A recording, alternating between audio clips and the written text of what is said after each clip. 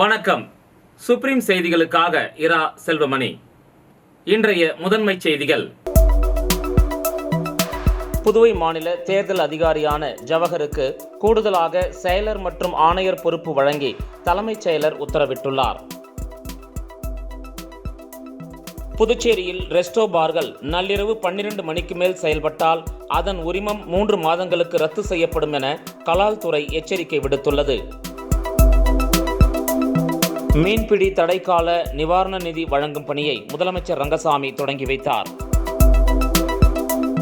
இனி விரிவான செய்திகள். புதுவை மாநில தேர்தல் அதிகாரியான ஜவஹருக்கு கூடுதலாக செயலர் மற்றும் ஆணையர் பொறுப்பு வழங்கி தலைமைச் செயலர் உத்தரவிட்டுள்ளார். புதுவை மாநில தலைமை தேர்தல் அதிகாரியாக இருப்பவர் ஜவஹர். இவருக்கு அந்த பொறுப்புடன் கூடுதலாக கல்வித்துறை, தொழில் மற்றும் வணிகம், உள்ளூர் நிர்வாகம், வனத்துறை, சுற்றுச்சூழல், அறிவியல், தொழில்நுட்பத்துறை செயலராகவும் ஆணையராகவும் கூடுதல் பொறுப்பு வழங்கப்பட்டுள்ளன. இதற்கான உத்தரவை தலைமைச் செயலர் சரத் சௌகான் பிறப்பித்தார். இந்த தகவல் மத்திய தேர்தல் அதிகாரிகள் உள்ளிட்டோருக்கும் அனுப்பி வைக்கப்பட்டன.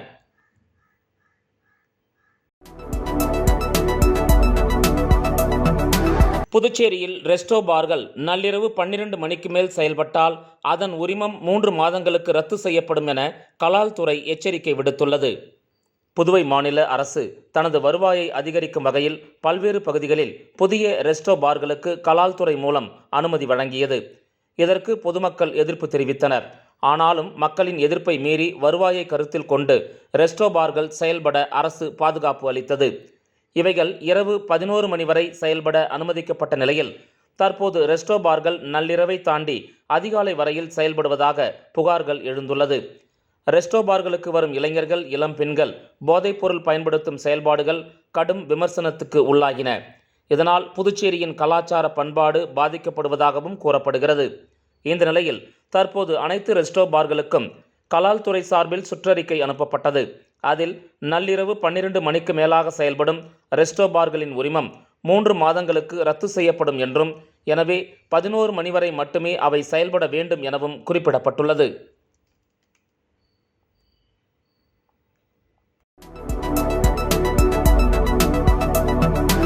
மீன்பிடி தடைக்கால நிவாரண நிதி வழங்கும் பணியை முதலமைச்சர் ரங்கசாமி தொடங்கி வைத்தார்.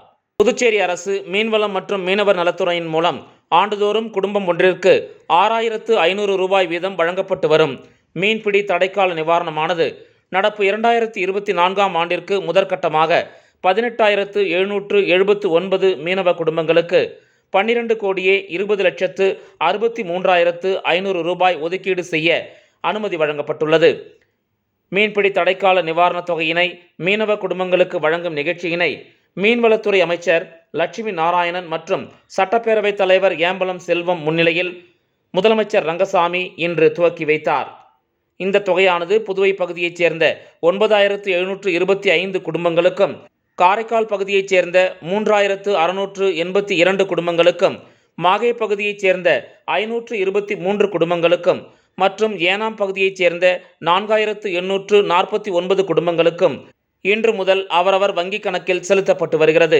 இந்த நிகழ்ச்சியில் வேளாண் துறை அமைச்சர் தேனி ஜெயக்குமார், சட்டமன்ற உறுப்பினர்கள் பாஸ்கர் என்கிற தட்சிணாமூர்த்தி, லட்சுமிகாந்தன், மீன்வளத்துறை செயலர் நெடுஞ்செழியன், மீன்வளத்துறை இயக்குனர் முகமது இஸ்மாயில் மற்றும் இணை இயக்குனர் தெய்வசிகாமணி ஆகியோர் கலந்து கொண்டனர்.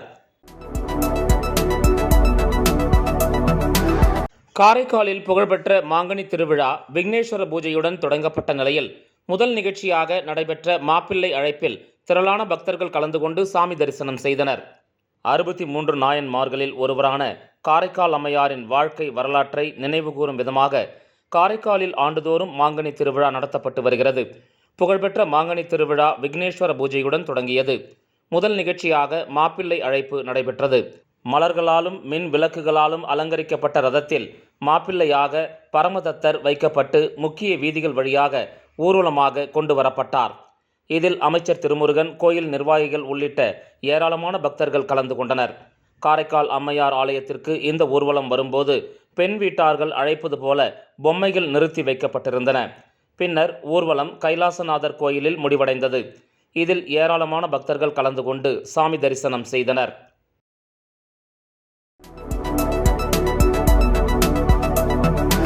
சின்ன சுப்பராய பிள்ளையின் நினைவு தினத்தை ஒட்டி அவரது நினைவிடத்தில் மலர் தூவி அஞ்சலி செலுத்திய எம்எல்ஏ நேரு ஏழை எளிய மக்களுக்கு நலத்திட்ட உதவிகளை வழங்கினார். புதுச்சேரி நகராட்சி மற்றும் புதுச்சேரி அறப்பணி அவை சார்பில் வள்ளல் சின்ன சுப்பராய பிள்ளையின் 149வது நினைவு தினம் இன்று அனுசரிக்கப்பட்டது.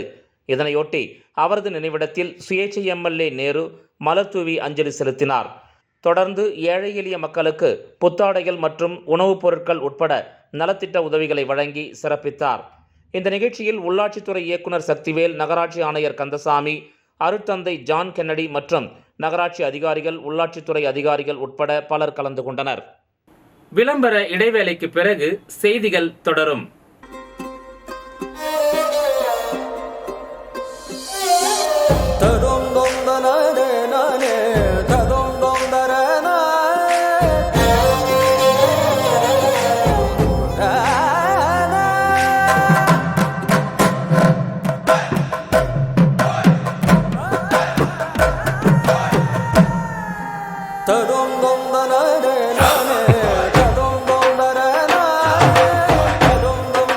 One India, one emotion. Weddings by Jose Alucas. செய்திகள் தொடர்கின்றன. புதுச்சேரி அரசு ஆதிதிராவிடர் நலத்துறையின் மூலமாக அளிக்கப்படும் கல்வி கட்டணத்தை திருப்பி செலுத்தும் திட்டத்தில் வெளி மாநிலங்களில் படிக்கும் SC/ST மாணவர்களுக்கு அரசு நிதியுதவி அளிக்க அரசாணை வெளியிடப்பட்டுள்ளதை உடனடியாக நடைமுறைப்படுத்த வேண்டும் என்று சட்டமன்ற உறுப்பினர் அங்காளன் ஆதிதிராவிடர் மற்றும் பழங்குடியினர் நலத்துறை அரசு செயலரிடம் கோரிக்கை மனு வழங்கினார். புதுச்சேரி அரசு ஆதிதிராவிடர் நலத்துறையின் மூலமாக அளிக்கப்படும் கல்வி கட்டணத்தை திருப்பி செலுத்தும் திட்டத்தில் வெளி மாநிலங்களில் படிக்கும் SC/ST மாணவர்களுக்கு அரசு நிதியுதவி அளிக்க அரசாணை வெளியிடப்பட்டுள்ளது. இதை உடனடியாக நடைமுறைப்படுத்த வேண்டும். புதுச்சேரி அரசு ஆதிதிராவிடர் நலத்துறையில் அளிக்கப்படும் கல்வி கட்டணம் திருப்பி செலுத்தும் திட்டத்தில் சென்டாக் மற்றும் நான் சென்டாக் நிர்வாக பிரிவு MBBS நீங்களாக மாணவர்களுக்கும் நிதியுதவி அளிக்க உரிய ஆவண செய்யும்படி கேட்டுக்கொள்வதாகவும், புதுச்சேரி அரசு SC/ST நிதியை முறையாக செயல்படுத்த முதலமைச்சர் தலைமையிலான ஷெட்யூல்டு கேஸ்ட் டெவலப்மெண்ட் கவுன்சில் அமைத்துள்ளது. இதை நிர்வகிக்க ஆதிதிராவிடர் மற்றும் பழங்குடியினர் நலத்துறையில் துணை இயக்குனர் தலைமையிலான ஒரு பிரிவை உருவாக்க வேண்டும். ஆதிதிராவிடர் மற்றும் பழங்குடியினர் நலத்துறையில் நல ஆய்வாளர் பதவியிலிருந்து நல அதிகாரி பதவி உயர்வு தவறுதலாக அளிக்கப்பட்டதால் பல ஆய்வாளர் பதவி காலியாக உள்ளது. இதனால் ஒரே ஆய்வாளர் 2 தொகுதிகள் 2 விடுதிகள் பார்க்க வேண்டியுள்ளது. இதன் காரணமாக ஆதிதிராவிடர் வளர்ச்சி திட்டங்கள் தடைபடுகின்றன. எனவே இதுகுறித்து உரிய விசாரணை மற்றும் நடவடிக்கை எடுக்க வேண்டும் என்றும், வீடு கட்ட மானியம் பெற விண்ணப்பிக்கும் அட்டவணை வகுப்பினர் விண்ணப்பித்து அதிகபட்சமாக 3 மாதத்திற்குள் வீடு கட்ட மானியம் கிடைக்க உரிய நடவடிக்கை எடுக்க வேண்டும். ஆதிதிராவிடர் மற்றும் பழங்குடியினரால் அளிக்கப்பட்ட இலவச மனைப்பட்டா பெயர் மாற்றம் நகல் ரீஅசைன்மெண்ட் வேண்டி 750க்கும் மேற்பட்ட விண்ணப்பங்கள் கடந்த 5 ஆண்டு காலமாக நிலுவையில் உள்ளது. இதை உடனடியாக தனி முகாம் நடத்தி தீர்த்து வைக்க வேண்டும். ஆதிதிராவிடர் மற்றும் பழங்குடியினர் நலத்துறை காலியாக உள்ள LDC, UDC, assistant, welfare inspector, deputy director பதவிகளை நிரப்ப உடனடியாக நடவடிக்கை மேற்கொள்ள வேண்டும். ஆதிதிராவிடர் மற்றும் பழங்குடியினர் நலத்துறை மாணவர் பிரிவில் மாணவர்களுக்கு உதவித்தொகை காலதாமதமாக கிடைப்பதை தவிர்க்க கார்டு திட்டத்தை நடைமுறைப்படுத்த வேண்டும். மேலும் நல ஆய்வாளர், நல அதிகாரி தொகுதியில் உள்ள மாணவர்கள் விடுதியில் அலுவலகம் அமைத்து வாரம் 3 நாட்கள் தங்கி பணி செய்ய வேண்டும்.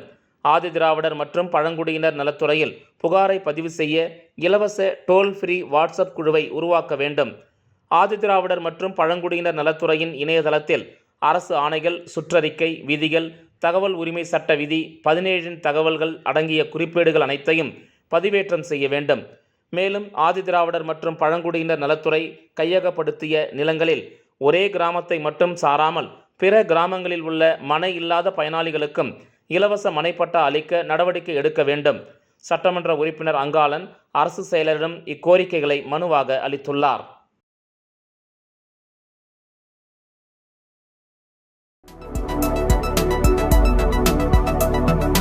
திரிவேணி நகர் அருள்மிகு ஸ்ரீ திரிபுர சுந்தரி உடனுரை ஸ்ரீ திருவேணீஸ்வரர் ஆலயத்தில் வளர்பிறை பிரதோஷ வழிபாடு வெகு சிறப்பாக நடைபெற்றது. புதுச்சேரி மாநிலம் வில்லியனூர் சட்டமன்ற தொகுதிக்கு உட்பட்ட வி. மணவெளி திரிவேணி நகர் பகுதியில் அமைந்துள்ள அருள்மிகு ஸ்ரீ திரிபுர சுந்தரி உடனுரை ஸ்ரீ திருவேணீஸ்வரர் ஆலயத்தில் வளர்பிறை பிரதோஷ வழிபாடு வெகு சிறப்பாக நடைபெற்றது. முன்னதாக சாமிக்கு பால், தயிர், இளநீர், சந்தனம், விபூதி, பஞ்சாமிர்தம், பன்னீர் உள்ளிட்ட பல்வேறு திரவியங்களால் அபிஷேகம் செய்யப்பட்டது. அதனைத் தொடர்ந்து நடைபெற்ற பிரதோஷ வழிபாட்டில் திரளான பக்தர்கள் கலந்து கொண்டனர். இதனைத் தொடர்ந்து சாமிக்கு பூஜைகள் செய்யப்பட்டு மகா தீப ஆராதனை காண்பிக்கப்பட்டது. இதனைத் தொடர்ந்து பிரதோஷ நாயகர் உட்புறப்பாடு வலம் வருதல் நிகழ்ச்சி வெகு சிறப்பாக நடைபெற்றது. பக்தர்கள் திரளானோர் கலந்து கொண்டு சாமி தரிசனம் செய்தனர். தொடர்ந்து விழாவில் கலந்து கொண்ட பொதுமக்கள் அனைவருக்கும் அன்னதானம் வழங்கப்பட்டது. இந்த நிகழ்ச்சிக்கான ஏற்பாட்டினை அறங்காவலர் குழு மற்றும் திரிவேணி நகர் பக்த அன்பர்கள் சிறப்பான முறையில் செய்திருந்தனர்.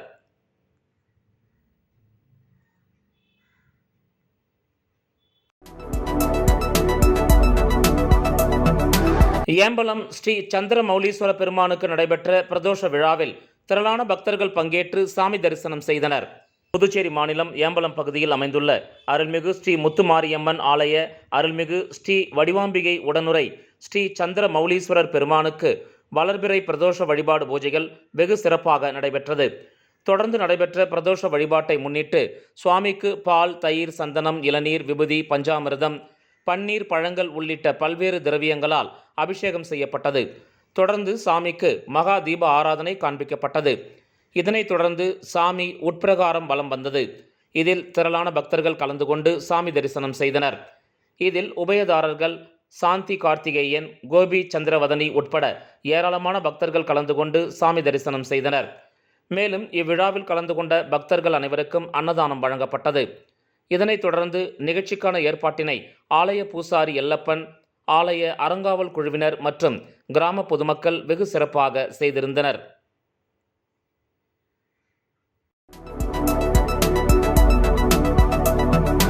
கூனிமுடக்கு பகுதியில் அமைந்துள்ள ஆதி கைலாசநாதர் தியான திருக்குடிலில் வளர்பிறை பிரதோஷ வழிபாடு நடைபெற்றது. புதுச்சேரி மாநிலம் கூனிமுடக்கு அருகே உள்ள தமிழக பகுதியான வழுதாவூர் சேரன் நகர் பகுதியில் எழுந்தருளியிருக்கும் ஆதி கைலாசநாதர் தியான திருக்குடிலில் வளர்பிறை பிரதோஷ வழிபாடு நடைபெற்றது. முன்னதாக சுவாமிக்கு பால், தயிர், இளநீர், சந்தனம், விபூதி, பஞ்சாமிர்தம், பன்னீர் உள்ளிட்ட பல்வேறு திரவியங்களால் அபிஷேகம் செய்யப்பட்டது. தொடர்ந்து உலக நன்மை வேண்டி நடைபெற்ற கூட்டு வழிபாட்டில் திரளான பக்தர்கள் கலந்து கொண்டனர். இதனைத் தொடர்ந்து சாமிக்கு பூஜைகள் செய்யப்பட்டு மகா தீப ஆராதனை காண்பிக்கப்பட்டது. இதில் பக்தர்கள் திரளானோர் கலந்து கொண்டு சாமி தரிசனம் செய்தனர். அதனைத் தொடர்ந்து விழாவில் கலந்து கொண்ட பொதுமக்கள் அனைவருக்கும் அன்னதானம் வழங்கப்பட்டது. இதனைத் தொடர்ந்து சிவலிங்கம் சுவாமிக்கு எதிரில் நந்திக்கு பதிலாக அமைந்துள்ள பீடத்தில் பக்தர்கள் அமர்ந்து தியானம் மேற்கொண்டு இறை அருளை பெற்றனர். இந்த நிகழ்ச்சிக்கான ஏற்பாட்டினை ஆலய நிர்வாகி சிவத்திரு சிவனடியார் கலியுக பெருமாள் மற்றும் ஆலய குழு தலைவர் உட்பட ஆலய குழு நிர்வாகிகள் ஆகியோர் சிறப்பாக செய்திருந்தனர். கள்ளக்குறிச்சி கருணாபுரம் கள்ளச்சாராய விவகாரத்தில் புதுச்சேரி ஜிப்மர் மருத்துவமனையில் அனுமதிக்கப்பட்டிருந்த 3 பேர் உயிரிழந்த நிலையில் ஆபத்தான நிலையில் 16 பேர் சிகிச்சை பெற்று வருகின்றனர். கள்ளக்குறிச்சி கருணாபுரம் பகுதியில் கள்ளச்சாராயம் குடித்து 33 பேர் உயிரிழந்துள்ள சம்பவம் பெரும் அதிர்வலையை ஏற்படுத்தியுள்ளது. இதற்கு அரசியல் கட்சி தலைவர்கள் உட்பட பல்வேறு தரப்பினரும் கண்டனம் தெரிவித்து வருகின்றனர். இதனிடையே விஷச்சாராயம் அருந்திய 19 நபர்கள் நேற்று மாலை புதுச்சேரி ஜிப்மர் மருத்துவமனைக்கு உயர் சிகிச்சைக்காக அனுமதிக்கப்பட்டனர். இதில் மணி, கிருஷ்ணமூர்த்தி, இந்திரா ஆகிய 3 சிகிச்சை பலனின்றி பரிதாபமாக உயிரிழந்தனர். தற்போது ஜிப்மர் மருத்துவமனையை பொறுத்தவரை 16 நபர்கள் சிகிச்சை பெற்று வருகின்றனர். இதில் 5 பேர் தீவிர சிகிச்சை பிரிவில் சிகிச்சை பெற்று வருகின்றனர். என் பேர் முத்தாயிங்க. எங்கள் வீட்டுக்காரர் பேர் சின்னசாமி. நாங்கள் 2 பேரும் இழவுக்கு நேற்று போனாங்க. நேற்று போன இடத்துல யாரும் எங்கே சாராயம் கொடுத்தாங்கன்னு தெரியலங்க. வாங்கி குடிச்சிட்டு வந்து உடம்பு முடியாத படுத்துட்டாங்க. வாந்தியாக எடுத்துகிட்டே இருந்தாங்க. நானும் சாராயம் குடிச்சதால தான் அப்படி இருக்காங்கன்னு இருந்தேங்க. சாராயத்தில் விஷம் கலந்துருப்பாங்களாட்டு, விஷம் கலந்து சாராயம் கலந்து கொடுத்துருக்காங்க. வாங்கி குடிச்சிட்டோம். ஆளுக்கு ரொம்ப பயணம் எங்கேயும் சரியில்லாத ஆயிடுச்சுங்க. எங்கள் அடித்து மோதிட்டு கண்ணு தெரியலன்னு மயக்கமாக வருதுங்க. வாந்தி எடுத்தாங்க. அப்புறம் நாங்கள் ஆஸ்பத்திரிக்கு கூட்டிகிட்டு வந்தோங்க. சாராயம் குடிச்சு தாங்க 3 பேர் இறந்துட்டாங்க. அங்கே டெத்துக்கு போயிருந்த இடத்துல தாங்க அந்த சம்பவம் நடந்துச்சு.